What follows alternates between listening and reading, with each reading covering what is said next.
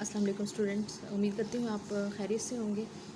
अच्छा, आज हमने जो टॉपिक पढ़ना है वो साइटोस्केलेटन। साइटोस्केलेटन हम स्टार्ट करते हैं। 3 different kind of fibrous structures. अब वो कह रहे हैं कि जो साइटोस्केलेटन जो है उसका ना फिब्रस थ्री टाइप का ना फिब्रस स्ट्रक्चर होता है, ठीक है। दे आर डिस्ट्रीब्यूटेड फ्रॉम, वो कह रहे हैं they are distributed from nucleus to plasma membrane. जो साइटोस्केलेटन जो है इसकी 3 टाइप होती हैं, 3 डिफरेंट इसके फिब्रस स्ट्रक्चर्स होते हैं। और जो ये है साइटोस्केलेटन जो होता है वो न्यूक्लियस से प्लाज्मा मेम्ब्रेन तक फैला हुआ होता है। ओके, अभी इसकी हम टाइप्स देख लेते हैं। टाइप माइक्रोफिलामेंट, सबसे पहले जो टाइप है वो माइक्रोफिलामेंट है, और दूसरी जो है माइक्रोट्यूब्यूल्स हैं, और थर्ड जो है वो है इंटरमीडिएट फिलामेंट्स। ठीक है, अब हम माइक्रोफिलामेंट जो है इसका काम देख लेते हैं, ये क्या करती है। एक्टिन माइक्रोफिलामेंट जो है इसको हमने एक्टिन फिलामेंट भी कहा है। ओके, इसको हम कह सकते हैं। और ये क्या है, प्रोवाइड किसी भी सेल को ये ना शेप प्रोवाइड करती है। माइक्रोफिलामेंट जो होती है वो किसी भी अच्छा, जो माइक्रोफिलामेंट उसको हमने एक्टिन फिलामेंट भी कहा है, और ये किसी भी सेल को शेप प्रोवाइड करते हैं। ओके, और माइक्रोट्यूब्यूल्स ये determine the position of organelle. अब जैसे माइटोकॉन्ड्रिया है, ठीक है, और गोल्जी अपरेटस वगैरह, ये ऑर्गेनेली डिफरेंट ऑर्गेनेली, उनकी पोजीशन को कौन डिटरमाइन करता है, वो माइक्रोट्यूब्यूल्स डिटरमाइन करती हैं। इंटरमीडिएट फिलामेंट का हम काम देख लेते हैं, वो मैकेनिकल स्ट्रेंथ प्रोवाइड करती है किसी भी सेल को। ओके, क्योंकि ये जितनी भी ये टाइप्स हैं ये एक सेल के अंदर यहाँ पाई जाती हैं, जो माइक्रोफिलामेंट्स, माइक्रोट्यूब्यूल्स, इंटरमीडिएट फिलामेंट्स। ठीक है, अब हम देखते हैं माइक्रोफिलामेंट। हमने आगे इधर भी पढ़ा था, माइक्रोफिलामेंट जो होता है उसको हमने एक्टिन फिलामेंट भी कहा हुआ है। ठीक है, अब हम इसका माइक्रोफिलामेंट जो है इसका हम साइज़ देख लेते हैं। Thin contractile fibre. अब वो कह रहे हैं कि थिन कॉन्ट्रेक्टाइल ये फाइबर होता है, इसका जो डायमीटर वो है 7 नैनोमीटर इन डायमीटर। ओके, अब इसका हम स्ट्रक्चर देख लेते हैं, देखने में कैसा नज़र आता है। जो माइक्रोफिलामेंट है, देखो ये 7 नैनोमीटर इधर लिखा हुआ है। तो इस तरह की ये 2 फिलामेंट्स जो होते हैं एक दूसरे पे ट्विस्टेड उन्होंने किया होता है, तो इस तरह का इसका स्ट्रक्चर होता है। ठीक है, अब इधर हमने इस स्ट्रक्चर से रिलेटेड इसकी डिटेल लिखी हुई है, वो हम थोड़ा सा इसको रीड कर लेते हैं।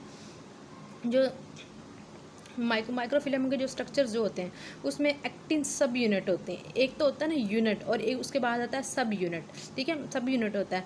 अब हम इसके देख लेते हैं एक्टिन के जो सब यूनिट होते हैं वो किस चीज़ से बने होते हैं। सिंगल ग्लोबुलर पॉलीपेप्टाइड चेन से बने होते हैं, और इनके पास जो है वो बाइंडिंग साइट होती है फॉर न्यूक्लियोटाइड मोनोमर्स। ठीक है, अब इनके पास बाइंडिंग साइट भी होती है फॉर न्यूक्लियोटाइड के साथ जुड़ने के लिए इनके पास बाइंडिंग साइट भी होती है। ठीक है, अब ये मोनोमर्स होते हैं। ठीक है, actin filament consist of 2 parallel protofilament है। अब जो एक्टिन फिलामेंट यानी माइक्रोफिलामेंट जो है वो पैरेलल प्रोटोफिलामेंट इसके पास मौजूद होते हैं, and twisted right handed helix. अब ये राइट हैंडेड हेलिक्स के जरिए जुड़ी होती है। ठीक है, एक होता है ना क्लॉकवाइज और एक एंटी क्लॉकवाइज। ठीक है, एक होता है राइट हैंडेड। देखो राइट हैंडेड जो हमारी वॉच है वो यहाँ से 1 2 3 4 5 ऐसे 12 तक ऐसे चलती है। ठीक है, और अगर 12 से ये 12 से ऐसे उल्टी चलना शुरू हो जाए 1 तक, तो ये एंटी क्लॉकवाइज होगा, और अगर 1 से ये 12 तक चले ये क्लॉकवाइज होगा। ठीक है, और इधर जो ये कैसे ट्विस्ट करती है, राइट एंगल। ठीक है, twist right handed helix. Okay, अब हमने इसमें पढ़ना है कि इसमें कुछ प्रोटीन्स हैं। ठीक है, ट्रोपोनिन।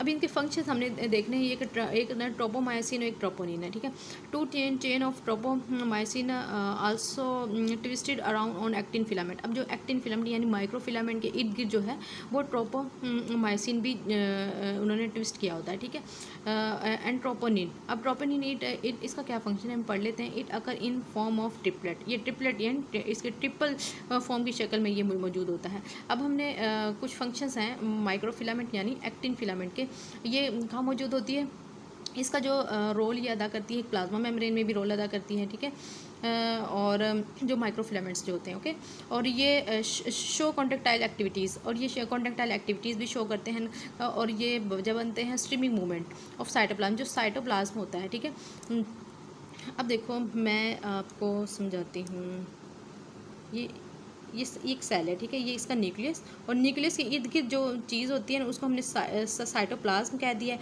अब वो कह रहे हैं जो न्यूक्लियस के इर्द गिर्द जो ये लिक्विड फॉर्म में एक लिक्विड फॉर्म होती है, तो उसको हमने साइटोप्लाज्म कह दिया। अब एक और चीज़ है, साइटोसोल किसे कहते हैं, ठीक है। एक सेल के इर्द गिर्द जो बाहर जो लिक्विड फॉर्म मौजूद होती है उसको हमने साइटोसोल कह दिया, ठीक है।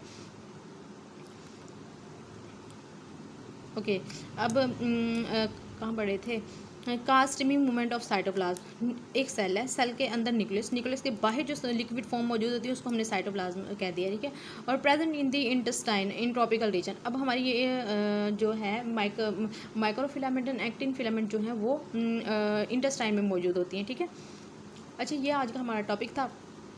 उम्मीद करती हूँ ये आप लोगों को समझ आ गया होगा। अच्छा, ये ना पेज हिल रहा था तो फिर मैंने ये ज्वेलरी बॉक्सेस के ऊपर रख दिया। खैर, ये हमारा आज का टॉपिक था। उम्मीद करती हूँ आप लोगों को समझ आ गया होगा। ओके, थैंक यू, अल्लाह हाफिज़, अपना ख्याल रखिएगा।